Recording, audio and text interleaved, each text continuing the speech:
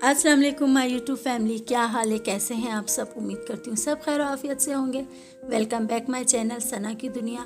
आज मैं आपको लेकर आई हूँ कोयटा की सबसे बड़ी और सबसे फेमस मार्केट मुनसफ़ी मार्केट, जो है ड्राई फ्रूट की बहुत बड़ी मार्केट। यहाँ पे ड्राई फ्रूट आपको होलसेल रिटेल हर प्राइस में मिलेंगे।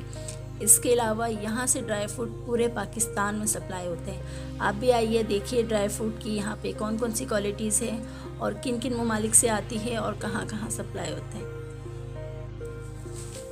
ड्राई फ्रूट कोयटा की अहम सौगात है। अगर आप कोयटा आएँ और ड्राई फ्रूट लेकर ना जाएँ तो कोयटा आना बिल्कुल बेकार हो जाता है। जैसे हमने यहाँ पे एंट्री दी तो हमें बस चारों तरफ ड्राई फ्रूट मेवाजात हर जगह बस यही दिख रहा था।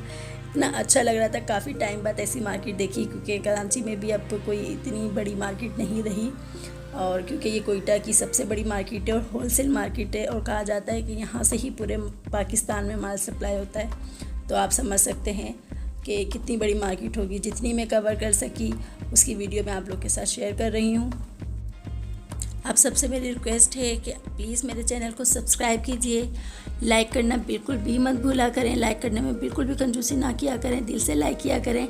कमेंट्स में बताएं आपको वीडियो कैसी लगी, और जो लोग मेरे चैनल पे न्यू हैं प्लीज़ सब्सक्राइब करना मत भूलिएगा, और बेल आइकन का बटन ज़रूर प्रेस कीजिएगा ताकि मेरी हर न्यू वीडियो की नोटिफिकेशन आपको बआसानी मिल सके।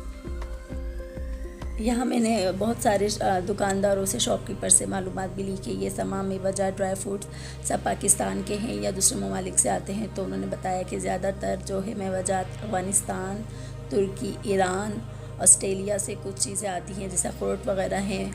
अमेरिका के बादाम वगैरह बहुत ज़्यादा फेमस हैं, वो सब आते हैं। और क्योंकि यहाँ से बॉर्डर करीब है तो यहाँ से सस्ता पड़ता है, और यहाँ से ही भी ज़्यादातर माल जो है पूरे पाकिस्तान में सप्लाई होता है।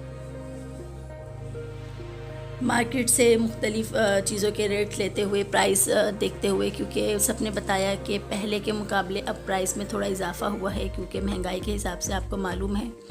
और क्योंकि अल्हम्दुलिल्लाह हम लेते ही रहते हैं तो हमें थोड़ा आइडिया हो रहा था। मेरे हस्बैंड बार बार कहते हैं बहुत फ़र्क है, बहुत फ़र्क है, क्योंकि यहाँ पे कराची के प्राइस में वहाँ के प्राइस में काफ़ी फ़र्क था। फिर हम डायरेक्टली उस शॉप पे गए जहाँ पे हमें जाना था, जहाँ से हमें मेवा लेना था, क्योंकि फिर हमने अपने लिए भी लेना था, और फिर हम कोयटा घूमने गए थे तो वापसी में एज़ा सौगात सबको गिफ्ट भी करना था। तो हम उस शॉप पर आए जहाँ से हमें ये मेवे लेने थे। यहाँ पे तकरीबन ज़्यादातर चीज़ें ऐसी थी जो देखी हुई थी, लेकिन कुछ चीज़ मुझे बहुत चेंज लगी। जैसे ये बेर स्टाइल मुझे लग रहे थे, तो मैंने उनसे पूछा ये क्या है, तो इन्होंने बताया कि ये मैदे के लिए बहुत अच्छे होते हैं। ग्रीन टी के बाद यहाँ के लोग इसको खाना पसंद करते हैं। ड्राई फ्रूट्स के यहाँ पे तैयार पैकेट्स भी मिल रहे थे, जिसमें आधा किलो, 1 किलो और पाव तक के पैकेट्स थे। लेकिन हमने अपने पैकेट्स जो हैं अपने सामने ही तैयार करवाए। हमने उसमें काली किशमिश ली थी, चिलगोज़े, काजू, अखरोट, बादाम और चिलगोज़े भी। अच्छा, चिलगोज़े मैंने नोट किया बहुत फ़र्क था, क्योंकि जब हम कोयटा जा रहे थे उससे कुछ दिन पहले मेरे हस्बैंड लेकर आए थे चिलगोज़े, तो यहाँ के चिलगोज़े बहुत छोटे छोटे से थे, और वहाँ के चिलगोज़े साइज़ में बड़े भी, और कलर भी बहुत डिफरेंट था। डार्क कलर था, यहाँ का थोड़ा सा लाइट कलर था। तो हमने अपने सामने ही पैक करवाए अपने जो भी ड्राई फ्रूट्स थे।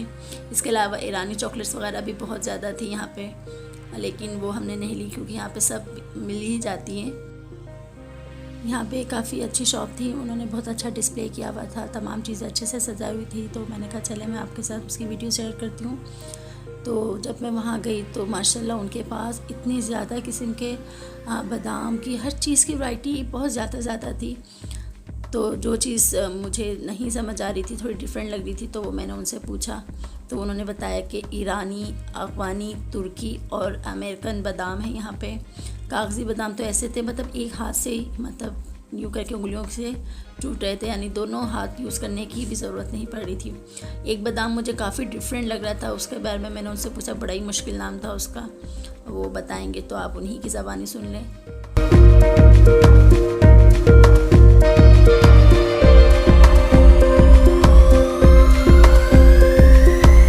कौन सा बादाम है ये? तलवार बादाम है, लोरलाई का है। वो भी तरह आड़ू बादाम है, लोरलाई के 50 बादाम है। अच्छा, सही। ये बादाम मुझे काफ़ी चेंज लगे, साइज़ में थोड़े लंबे थे, तो मैंने उनसे पूछ लिया इसके बारे में, तो वो तो आपने सुन लिया और कितने मुश्किल नाम था उसका। फिर आगे मुझे ये थोड़ा पिस्ता चेंज लगा, नमकीन पिस्ता था ये, तो मैंने कहा ये बहुत चेंज है, येलो येलो सा और बहुत शाइन है इसमें। तो उन्होंने बताया ये कोयटा की स्पेशलिटी है, यहाँ पे ही बनते हैं, ये नमकीन ही होते हैं पिस्ते, बाकी पिस्ते जो हैं वो ईरानी और अफ़गानी होते हैं, ये कोयटा में ही बनते हैं। मतलब हो सकता आते वहाँ हो, लेकिन ये बनते यहाँ पे हैं नमकीन, तो यहाँ की स्पेशलिटी। इसके अलावा किशमिश की इनके पास बहुत ज़्यादा वैरायटी थी, और ड्राई फ्रूट जो होते हैं ना वो छिले हुए होते हैं वो भी थे इनके पास, जैसे अखरोट और मिक्स ड्राई फ्रूट्स थे। ये चीज़ मुझे काफ़ी चेंज लगी, मतलब मुझे ऐसा लग रहा था ये खाने की कोई चीज़ नहीं है। तो इसके बारे में जब मैंने उनसे पूछा तो उन्होंने बताया, तो मैं बड़ी हैरान हुई। आप लोग भी सुन लीजिए उन्हीं की ज़बानी कि ये क्या चीज़ है।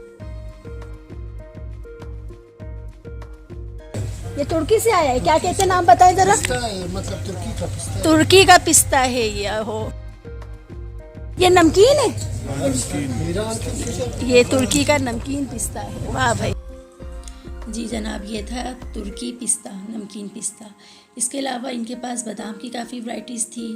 नमकीन बादाम जो होते हैं मुझे पर्सनली बहुत पसंद है, मैं अक्सर लेके खाती हूँ। ये काजू की काफ़ी वैरायटी थी, नमकीन काजू भी थे, मीठे काजू भी थे। इसके अलावा इनके पास खजूर भी थी, जो ये बता रहे थे दुबई से आती है, उसमें अजवा भी थी, कलमी भी थी, और भी बहुत सारे नाम थे इन्होंने लिख के लगाए हुए थे।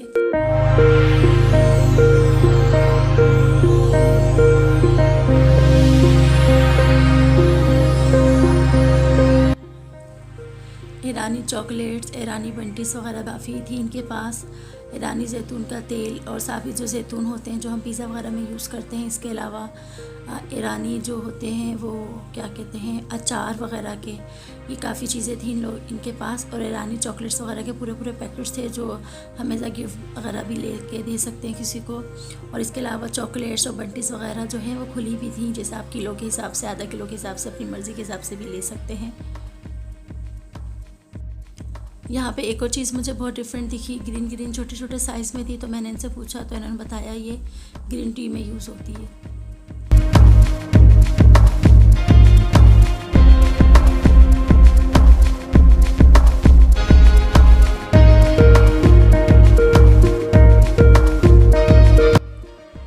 इनकी शॉप में नीमको की भी काफ़ी वैरायटी थी, कच्चे पापड़ों की भी काफ़ी वैरायटी थी। इसके अलावा छुहारे भी बहुत इकसाम के थे इनके पास, खजूरें भी थी, मूंगफली भी थी। और इसके अलावा मुझे बहुत पर्सनली पसंद है, मैं बहुत शौक़ से खाती हूँ शहतूत, ड्राई शहतूत भी थे इनके पास, खुश्क शहतूत जिसे कहते हैं आप। माशाल्लाह इनकी शॉप पे अगर आप आ जाएंगे तो आप यहाँ से कोयटा की सारी सौगात आराम से लेके जा सकते हैं। मतलब इनकी शॉप में हर चीज़ मौजूद है।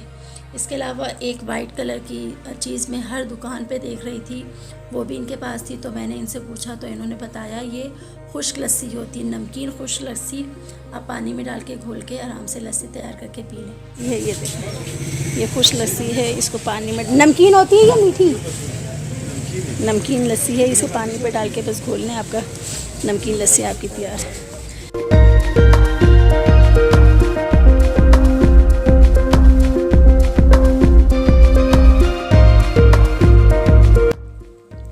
जिस दुकान से हमने अपने लिए ड्राई फ्रूट लिए थे वहाँ पे मौजूद अंकल हमें बार बार कहते, बेटा जो खाना खाएं, आप हमारे मेहमान हैं। वो तो हम खाते रहे और आखिर में उन्होंने हमें ग्रीन टी भी पिलाई, बहुत मज़े की ग्रीन टी थी।